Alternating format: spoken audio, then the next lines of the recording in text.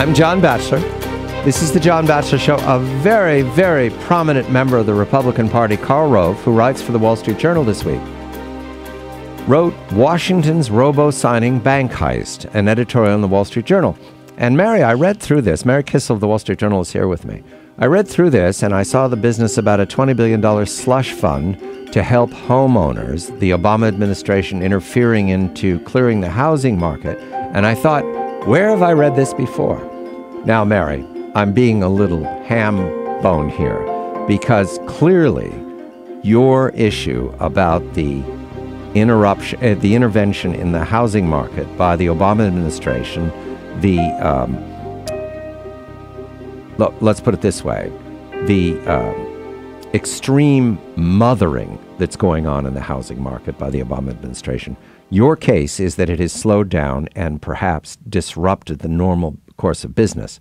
When I saw Karl Rove wrote about it, I saw that that issue, which is policy and it's related to the economy, is being transformed into a party issue, a Republican issue for the campaign. Did you read his remarks that way? I did. And, John, I think it may be unfair just to say that this is a Democratic issue because the affordable housing lobby has been around for a very, very, very long time.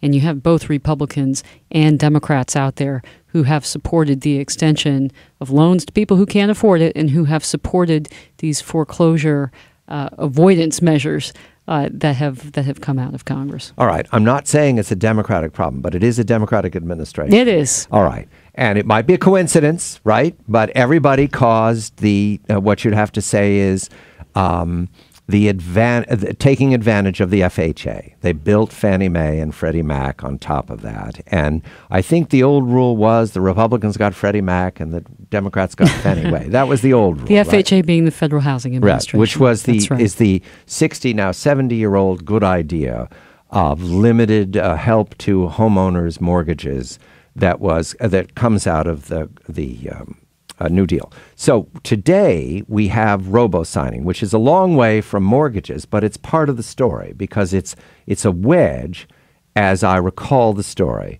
that the federal government is using in order to ask the banks to ceremonially clean up their acts. They're going to put down a large sum of money, and the federal government will wave a wand and say, we won't pursue anymore some of the unhappy practices during the housing crisis. Is that how to regard the robo-signing settlement? Yes, there isn't a settlement yet. Right, there's a potential settlement. Right, potential settlement. But robo-signing, the accusation was, and this happened last year, is that the banks they foreclosed so quickly on so many people that they messed up the processes and they didn't do the correct paperwork, or they didn't physically sit in front of people who they were foreclosing on. Right. So they broke reps and warrants right. when they did these things. But we have yet to see legal cases that show that people were kicked out of their homes and harmed when they shouldn't have been kicked out of their homes. Because the reality is a lot of these people weren't paying their mortgages. So, the evidence is not there, but that doesn't really matter to this government group, which has gotten together and wants to go to the mortgage servicers and make them pay anyway. And those discussions, I have an update on that, John. Apparently the banks have said, okay, we know we're going to have to pay something, so let's put $5 billion on the table.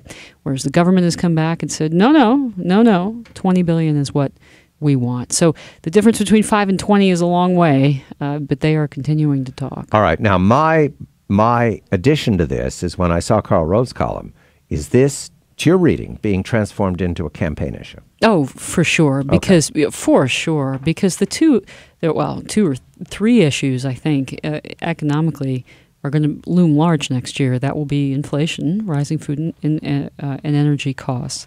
That will be unemployment. Can I get a job? And that will be housing. All my wealth is in my house. Can I sell it if I want to sell it and realize that value? Can I sell it so that I can move somewhere else where I think I can get a job? So definitely housing is a big issue. So we're going to argue housing for the 2012 campaign. It looks like this is in anticipation of that. And that means Ms. Warren is involved. That means the whole idea of the federal government or the Obama administration stepping in and maintaining people's mortgages despite the fact that of their credit worthiness or their willingness to pay. That'll all be part of the campaign. At this point, that's what it looks like. Definitely. And when you say Mrs. Warren, you're referring to Elizabeth Warren, who runs the Consumer Financial Protection Bureau. Now, they say, by the way, we're not in the room negotiating with the mortgage servicers, but my sources tell me that actually they are working fairly closely with HUD and Secretary Sean Donovan over there, providing the research and the ammo for that group of government officials to try to squeeze that money out of those banks. If it does become a campaign issue, let me take the Charles Schumer side. There go the Republicans again, cutting deals with their rich friends and trying to protect those bloated bankers on Wall Street who wrecked America. Yeah, it's a very populist message. Right. The message is someone has to pay, regardless of whether or not there was any criminality there or fraud. Somebody just ought to pay. I think it's a very dangerous message. And just quickly here, because housing has not been solved, it's available for politics. But at this point, for those out there who are watching their housing prices stutter and maybe decline a little bit, no end in sight, right, Mary? This robo-signing settlement has nothing to do with the decline in housing prices. Well, the uncertainty that has arisen is affecting housing prices. You're seeing market doesn't really know what to do because they don't know what's coming next. How much money are the banks going to have to pay? Is there going to be an investigation in New York? You have the government going after Deutsche Bank. What are they going to go after next? Everybody is just kind of waiting and seeing. And then you have all of these regulations coming out of Washington. So it's a very uncertain time. The observation from Canada, despite the modest fall in the share of mortgages in foreclosure in the first quarter, over 4 million homeowners are still in serious danger of losing their home. It is worrying that nearly 2 years after the recession ended, the share of homeowners just falling behind on their mortgage is going up. That is government interference in the marketplace. Mary Kissel of the Wall Street Journal. Thank you, Mary. Thanks. I'm John Batchelor.